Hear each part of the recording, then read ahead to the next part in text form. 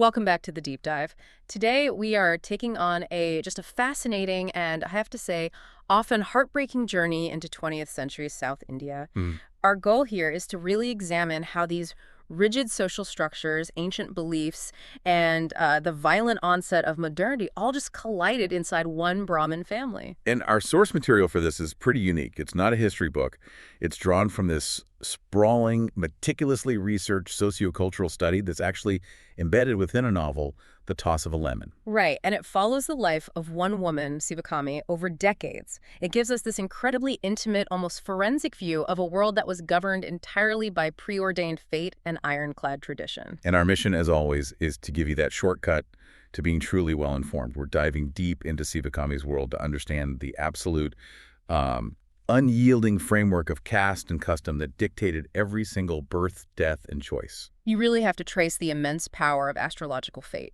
Oh, absolutely. It was seen as, a written contract you just couldn't escape. Yeah. And we're going to witness these profound social transformations that relentlessly challenge the foundations of that world. Things like secular education, right? Yeah. And the explosive anti-Brahmin movements. Exactly. And the embrace of modern business.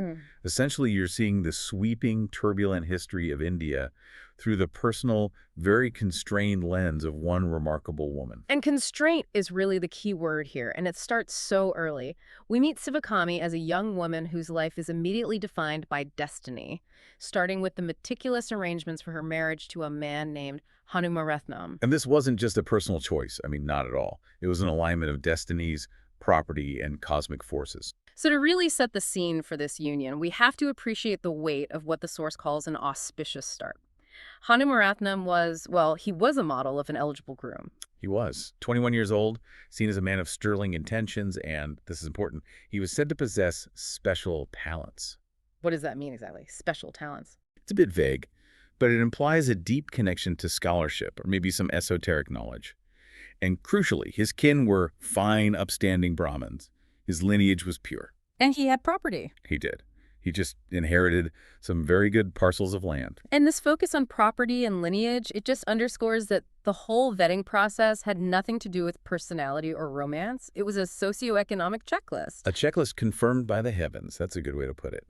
The process relied so heavily on astrology, which confirmed the compatibility of their stars, and that was coupled with firm terrestrial confirmation from relatives who had only heard good things about him. It's a system designed for stability. And continuity. Yeah. All within the caste structure. What's so fascinating is that even before Sivakami steps into her new life, the very home she's entering presents this challenge that perfectly illustrates the intersection of tradition and just practical property management. Right. The house itself hadn't been occupied for a full generation. Which is a lot. It does.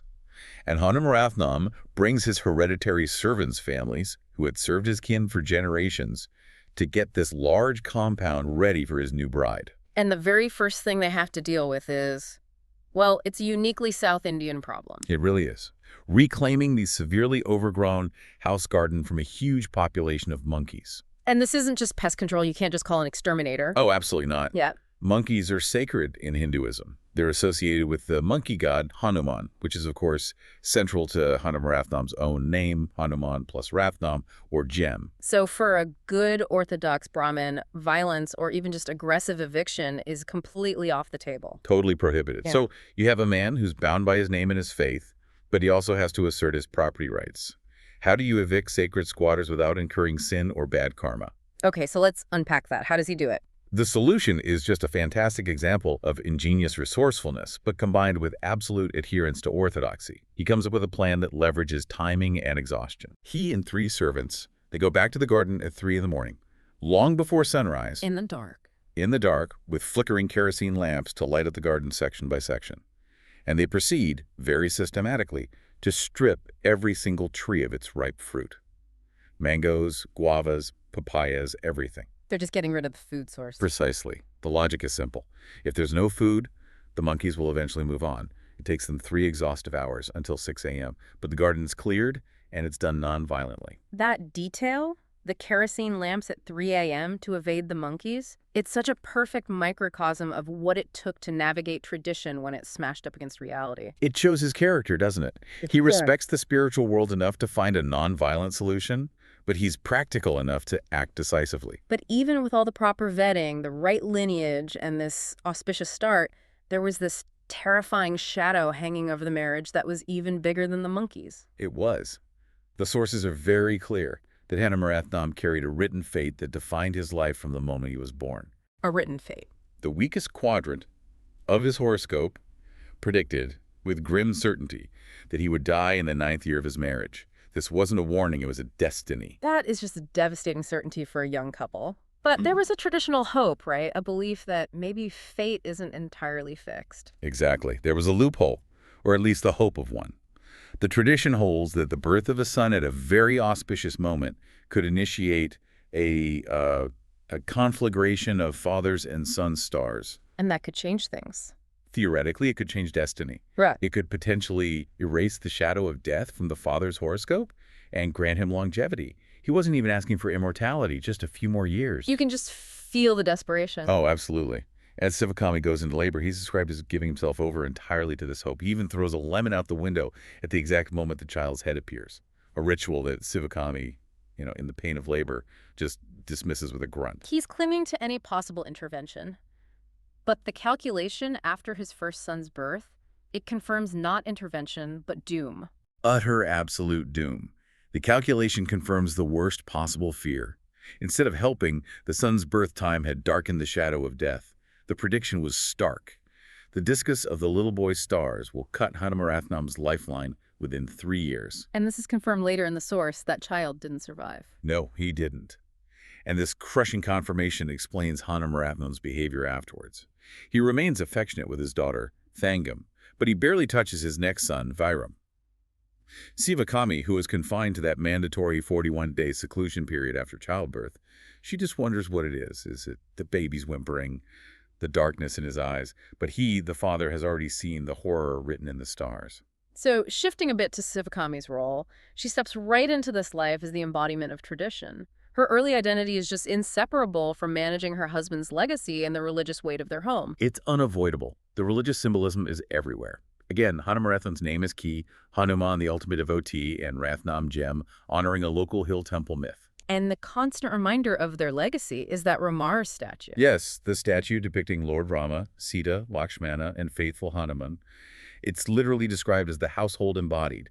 And Sivakami, who would never speak her husband's name aloud as a sign of respect, polishes these figures every single day with sandalwood and vermilion. And her first attempts at domestic management, they show how tightly controlled everything was. She was excited, ready to launch imaginative criticisms of the produce with the old servant, Muchami. Right, she's trying to mimic the ritualized banter she saw growing up. This was supposed to be her moment of authority. But it doesn't go that way. Not at all. Muchami just refuses to play along. He barely glances at her, shrugs dismissively at bruises on the vegetables, and leaves her mumbling to silence. It's an early sign that she has to earn her authority, even with the hereditary servants. But that resistance does eventually melt away. It does, which is crucial. And Hanamarathnam is entirely pleased with his choice of caretaker.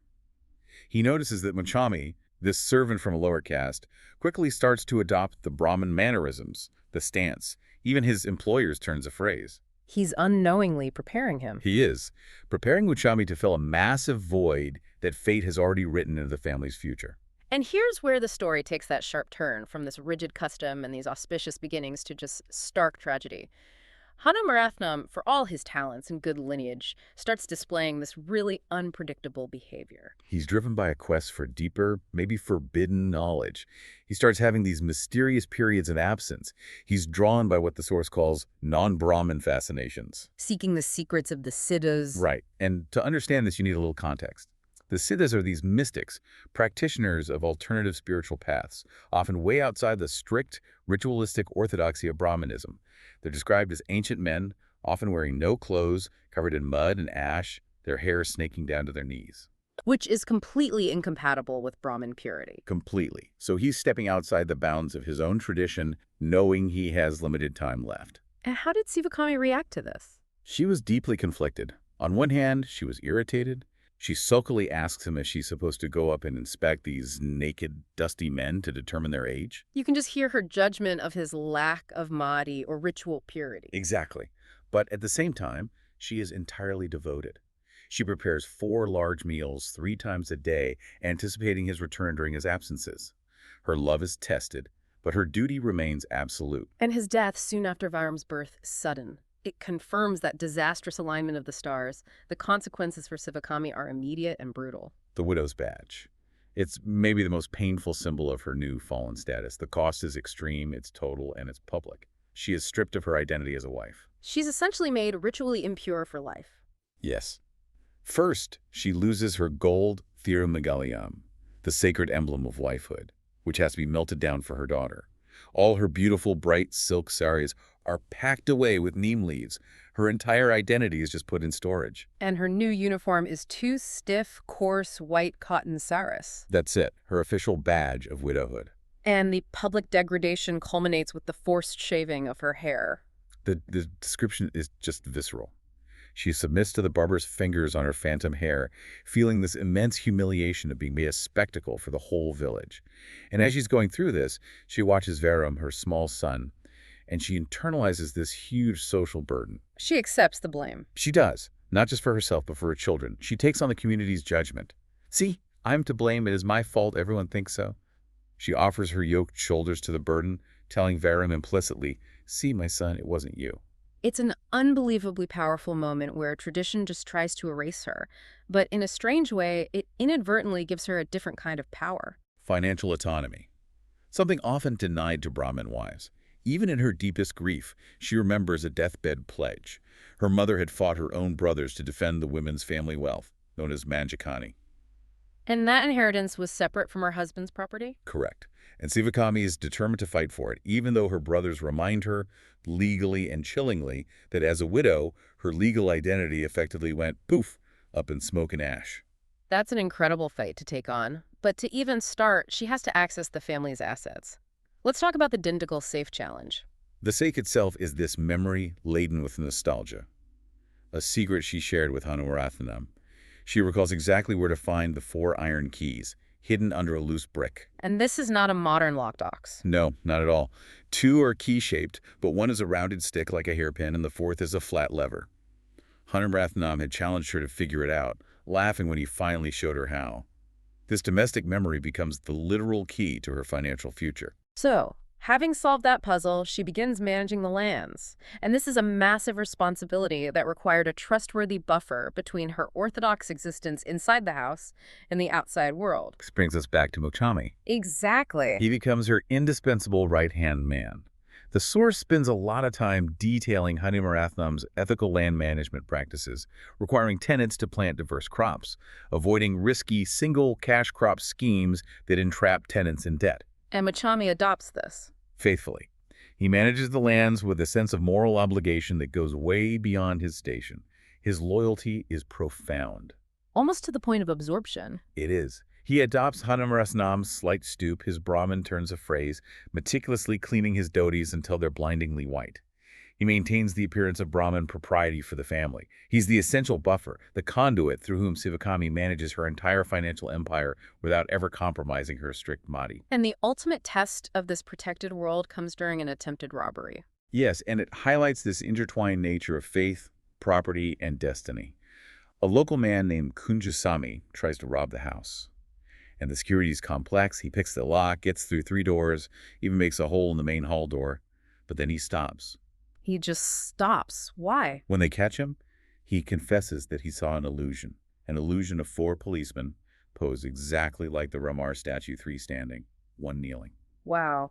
And that's not just a security measure for Sivakami, is it? It's a sign. It solidifies her conviction. She concludes that the house will be safe, not because of policemen or neighbors, but because her gods are protecting her. Amidst this incredibly difficult new life, this miracle confirms her faith and gives her house an almost physical shield of orthodoxy and divine protection. It's what gives her the strength and the absolute authority to provide the stability she maintains for the rest of her life. As Sivakami gains this really difficult independence, her children's lives begin to diverge, and they perfectly represent these conflicting forces of tradition and modernity in 20th century South India. And we start with Thangam, the daughter. who is utterly bound by the system she inherited. Despite Sivakami's fierce opposition, her conservative uncles push for marriage when she's only 7 years old. 7. They claim it is high time. And Sivakami's protests are just overruled because, as a widow, she has no power to dispute it. It's the duty of the male relatives to arrange the match. And just like her father's, Thangam's destiny is marred by a terrible astrological prediction. This family just seems haunted by them. Her horoscope is devastating. It strongly suggests her husband will die while they're still married. There's a faint hope that having children might counter this, but the shadow is there. And the marriage proceeds anyway. It does. To a boy named Goli, whose primary education was interrupted by his general hyperactivity. His tutor nicknamed him Goli, meaning marble, because he spent school ricocheting off the walls and furniture. And the wedding itself is just chaos. Oh, the scene is so vivid. Varum, her brother, is forced into ceremonial obligations and is already sullen. While he's flaming the sacred fire with ghee, he accidentally sets Goli's starched silk dhoti on fire. No. And hyperactive Goli streaks out to the courtyard and plunges his leg into a basin of water. And in that chaos, Thangam and Varum share this crucial defining moment. Unexpected eye contact that turns from horror into suppressed laughter. A shared recognition of the absurdity of it all. And the tragedy. And this moment quickly passes, and the immediate tragedy of her fated marriage is interrupted by something bizarre, the golden anomaly. Right, this is where it gets really strange. After the initial period of her marriage, Thanga begins shedding fine gold dust. It just accumulates in the courtyard of her new home. And Sivakami, watching from a distance, doesn't see this as a divine gift. No, she sees it as a symptom of some deep-seated malady or a public humiliation that's literally seeping out of her daughter. But Goli, the marble, he sees a business opportunity. Well, of course he does. He immediately starts selling packets of the Blessed Presence dust to locals, showing his total lack of spirituality and his focus on quick profit. The production lasts only a month, but it gives us this perfect, clear-cut portrait of Goli's character, self-serving and reckless. And in stark contrast to Thangam's fated, constrained life, you have Varum, the son. Propelled onto a modern trajectory by his determined mother, Sivakami saw that the only way forward for him was through modern education.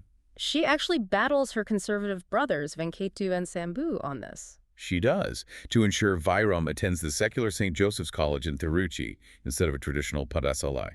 They argue he should continue his father's scholarly mystical tradition. But Sivakami holds firm, citing her own hard-won competency in managing the land's income, the Manjakani, as sufficient to pay for his education. Her strength as a widow has created a loophole for Varum. And this choice sets him firmly on the path of modernization. We see his transformation manifest physically, intellectually, and symbolically. His intellectual pursuits shift dramatically. He's not focused on Sanskrit and ritual anymore. No, it's all business and finance. He's borrowing books from a minister's library, consuming English and Tamil texts, from a biography of A.O. Hume to Sarma's treatise toward Swaraj. And then comes the physical break. He actively cuts off his kudumi. And that's a massive signal, isn't it? The kudumi is a defining symbol of Brahmin orthodoxy and purity. It's a deliberate, dramatic gesture. It signals his modern progressive thinking, much to Sivakami's quiet dismay, even though she is fiercely proud of his ambition. And this modernity quickly introduces him to the political realities of the time. Specifically, the rising, powerful anti-Brahmin movement in South India. Yes, the South Indian Liberal Federation, known as the Justice Party, was gaining massive momentum. They were devoted to securing non-Brahmin representation in government, fearing that independence would just mean a Brahmin-governed India. And Varum immerses himself in this. He does. He reads papers of every political stripe. And he takes it a step further. He attends a radical Ramayana performance sponsored by the Self-Respect movement, which sought to challenge caste norms and Brahmin supremacy. This must have been deeply shocking for a young Brahmin raised to worship Rama, the household embodied. It was revolutionary. It was designed to shock. The performance recast the heroes. Rama was shown as a cowardly schemer, weak and manipulative. Ravana, the demon, was portrayed as an honorable man, a victim of northern Aryan imposition. And Varum finds this critique convincing. Eerily convincing. He asks himself, why should I pretend solidarity with my caste? He realizes that his own gods, like his parents, have limitations and flaws. He asks, why shouldn't the gods too admit their faults? This experience confirms his move away from tradition and towards a more rational, social justice-oriented worldview. And Varun takes this new sense of rational justice and applies it directly to his sister's situation. He decides to fulfill his grandmother's pledge and pursue the legal claim for Thangu's inherited wealth, her Manjakani. This appeals to his noble romantic side. It does. He finds triumph in the bureaucratic elegance of the courtroom. The whole thing is fun for him. But it's his financial acumen that truly secures Thangum's future against Goli's recklessness. So what exactly does he do to build this fortress around Thangum? He uses his control of his own finances to block Goli from accessing his own funds. He leverages Goli's constant, desperate need for cash for failed schemes, like a bottled cream soda line. Of course. And Vurum starts buying Goli's family land parcels and specifically instructs the registrar to put the deeds unequivocally in Thangum's name. He declares loudly that he's not willing to rob his sister's children of their future, ensuring she has a secure financial footing entirely independent of her husband. So his modern legal manipulation has secured what his mother's tradition-bound protests never could. The narrative now takes a closer look at the people orbiting Sivakami, especially the fiercely loyal servant Muchami, and it reveals that the pressures of caste and expectation weigh heavily on everyone. Right. Muchami's unwavering loyalty to Sivakami's family is in such sharp contrast with his own painful domestic life. It is. His marriage was delayed for years, and when he finally marries Mari, she's described as skinny and irritating, but somehow a perfect match because of her own pretensions about her station. And the sources detail this highly unusual arrangement where Muchami essentially sloughed off his marital obligations. Indeed. Mm. Mari immediately goes home to her own mother's house each evening, and the couple fails to establish a real conjugal relationship. Which leads to tragedy. It does. A doctor later probes Mari's malady and diagnoses that their prolonged lack of conjugal relations contributed directly to her declining mental and physical health. That's medically and culturally significant, highlighting the psychological burden on women in these rigid marital structures. It forces Muchami to seek these controversial treatments involving a whirring machine, painful electric shocks, which are humiliating but effective for short periods. This detailed portrait of his struggles just emphasizes that the system that constrained Sivakami also inflicted deep, hidden wounds on those who served her. Yet, amidst his pain, Sivakami recognizes Muchami's personal aspirations. She does. When she arranges Sanskrit tutorials for her young grandson, Ladu, she notices Muchami sitting nearby, completely absorbed. She sees a silent O of dismay and excitement on his mouth as he struggles with the language. And she does something extraordinary. She mandates that he, too, attend the tutorials alongside her grandson. It's a profound, generous moment of personal elevation. She tells him, as long as you are chasing Ladu and making him attend the Sanskrit tutorial, you may as well attend it yourself. She uses her inherited authority to transcend the caste boundary, if only for a moment. Exactly. Meanwhile, Thangum's life, despite her financial security, continues to be defined by Goli's recklessness and the biological toll of the system. She endures significant hardships, rationing thin food and lamp oil during a disastrous move, reflecting Goli's inability to manage money. And she remains tied to him, bearing child after child in a desperate effort to fulfill that traditional hope that progeny might negate her cursed horoscope. Her death is a direct result of this. It is. She dies during a difficult childbirth. The doctor is just shocked. He murmurs, how many children does she have? She has 9 children and 5 grandchildren. How can it be she looks so young? And Thangum's death causes Varum to just erupt. He rejects the entire framework of fate and astrology. This is the definitive generational break. He blames Goli explicitly. He rejects the old wisdom, telling Sivakami, may the day come when you admit it was his loudishness that killed her, not the stars. He vows to take personal responsibility. He does. He swears to arrange his remaining sisters' marriages on terms rational and religious. No more horoscopes. Let people take responsibility for their actions. The responsibility for marriage, traditionally a cosmic alignment, is now purely human and ethical. And he immediately applies this to his younger sister, Jananki's marriage. He arranges her marriage to Bhaskaran, deliberately disregarding horoscopes, focusing instead on measurable stability and wealth. Bhaskaran's family is wealthy, established, and they don't even demand a dowry. It's a business deal for partnership, not a celestial alignment. Jananki's new life, though, brings her into direct contact with the moral compromises of this changing society. Yes, she learns about her father's shadowy history and the complex, tragic lives of non-Brahmin women. Her school friend, Parati, informs her that Goli owes her mother money, implying some entanglement. And then she learns more about Ferrati herself. She learns Ferrati is a talented devadasi, a woman dedicated to temple service, often acting as a courtesan, and that she's the mistress of a Brahmin man in his 40s, a heavy drinker. This revelation, combined with the rumors connecting her own father, Hanumaratnam, to Ferrati's family through his Siddha fascinations, just underlines the complicated, often ugly reality behind the strict caste boundaries. And this exposure gives Janaki and Bhaskaran a new ambition. One Sivakami never had. They dote on their daughter, Jyoti, and they plan a definitive break from Sivakami's world. They intend to send their bright girl to college. It symbolizes the final rejection of the traditional constraints. And the final tension of this section focuses on Vyram and his wife Vani's family. Specifically, Vani's difficult, late-in-life pregnancy. After years of marriage, she's unexpectedly expecting. Sivakami travels to Madras to assist, but it's fraught with conflict. Vani follows modern medical treatments. And Sivakami insists on traditional remedies. Boiled roots for a decoction, traditional herbal packets. Navanam, the beacon of modernity, treats his mother's attempts with utter contempt. He is completely secularized. He throws his mother's herbal packets out the window in disdain for what he calls her dirty, low types of superstitious behavior.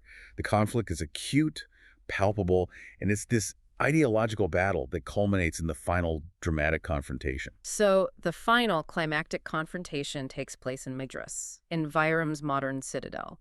And Sivakami, now 60 years old, this paragon of Orthodox tradition and Mahdi, is basically deemed an unwelcome intrusion in her son's sleek, secular life. Her presence in Madras is just marked by unrelenting tension. Vyram, now an accomplished, secular businessman, is dealing constantly with non-Brahmins, and he can see her judgment. He detects always that blame in her eyes for his modern ways. Like letting his kitchen servant use the modern stove. Exactly. And when Sivakami tries to offer Vani yet another traditional remedy, Vyram just explodes. He's been pushed past his limit by his mother's silent, unyielding judgment. And he unleashes this torrent of pent-up frustration and anger. He accuses her of caring only about appearances, and he orders her to leave. He is banishing her from the home she helped build and the son she fought to educate. His fury is extreme, fueled by his own pride and his cosmopolitanism. He calls her a Brahmin widow who has done everything possible since you arrived to hold yourself apart, clinging to her purity in his modern mixed household. It's vicious. He tells her viciously, "Go home. You'll never have to look at a non-Brahmin again, except for Muchami and Mari, who will cower for you in the courtyard." He physically pulls her few belongings from the shelves and thrusts a wad of cash at her, his eyes described as white and desperate with anger. This isn't just a family dispute. It's a moment of profound psychological trauma for Sivakami. This is a woman who has never traveled anywhere alone. Her entire structured world is just shattered. She descends to the street, feeling this intense alien self-consciousness. It's the first time in 60 years she's gone anywhere unescorted. She feels naked, invisible, petrified. She compares it to Rama being banished to the wilds, desperately trying to hold on to the conviction that that story at least had a happy ending. And her terrifying journey is compounded by immediate humiliation and catastrophic loss at the train station. She travels by train to Thiruchi, where she has to change trains. She goes to clean herself at a pump, and her travel bundle is stolen. And it had everything in it. Everything. The wad of cash from Vyram, her ticket, and her cherished Kamba Ramayanam, a foundational text of her faith. She has lost everything material that could aid her return. She is stranded, penniless, and spiritually bereft. What follows is the surreal, desperate march home. It's the complete physical breaking of her traditional structure, mirroring her psychological collapse. Penniless and alone, she just starts walking along the train tracks, tipping carefully from one wooden tie to the next. She's operating on dim awareness and pure, raw panic. She reaches a small shrine and, in a fit of despair, circles it, throws up her hands, and asks the station god to take her. And the god responds, in her mind, "I cannot take you, but I cannot stop you either." And this spiritual despair leads to a physical breakdown. Yes. Distracted, she fails to notice a growing vibration on the tracks. She finds she's trapped deep within a ditch with embankments taller than she is, just as a roaring train approaches. It's the traditional bastion of the family, literally trying to step into the path of unstoppable modern progress. It's the ultimate price of her forced independence. She survives only by pressing herself desperately against the dirt wall of the ditch. She is eventually found and escorted home, having lost everything but her life. And stepping back from this personal tragedy, this is the final profound irony of her life. The irony is immense. Sivakami's strict adherence to tradition, her madi, her meticulous management, that's what granted her autonomy and respect in the village, a powerful position denied to many other women. She used that traditional power to champion her son's path toward modernity. Yet this same unwavering orthodoxy led directly to her final, painful rejection by the son she had fought so hard to modernize and empower. Veyram, the beacon of modern, rational thinking, proved capable of immense pride and chilling cruelty, sacrificing his mother for the appearance of his own cosmopolitanism. So, what does this all mean for us? We've taken a deep dive into the life of Sivakami, a woman whose identity was initially bound by fate and tradition, the disastrous predictions, the loss of her Thirumangalam, the lifetime sentence of white Saris. But her true legacy was defined by her fierce resilience in securing her children's futures, managing her inherited wealth, and maintaining her orthodox home. Her journey really mirrored India's turbulent transition. Moving from a rigid system of caste purity to the chaos and promise of political and social modernity. And the ultimate knowledge nugget here, I think, centers on the enduring power of conviction, even when it appears rigid or misguided. Her commitment to orthodoxy was an anchor. It was an unwavering anchor in a swirling, changing world. She was the stable center, enduring repeated traumas, widowhood, Goli's loudishness, Thangam's fated death, Viram's ultimate cruelty, Muchami's struggles, yet she always provided a secure Orthodox home for her dozens of grandchildren. She became the physical embodiment of the past that her children were desperate to move beyond. But they still needed her as a source of grounding. They did, for continuity in their own turbulent modern lives. Varam broke free from the constraints of fate and tradition to build a prosperous life based on business and rational choices. He proudly embraced modernity and rejected the superstition he saw in his mother. Yet, in his moment of confrontation, he was still susceptible to immense pride and destructive anger, banishing his mother with the cold, absolute authority of an old-world king. When we choose a modern, rational path over traditions, seeking to escape the emotional or ethical traps of the past, do we merely trade one set of human failings and ethical pitfalls for another? Something to think about until our next deep dive.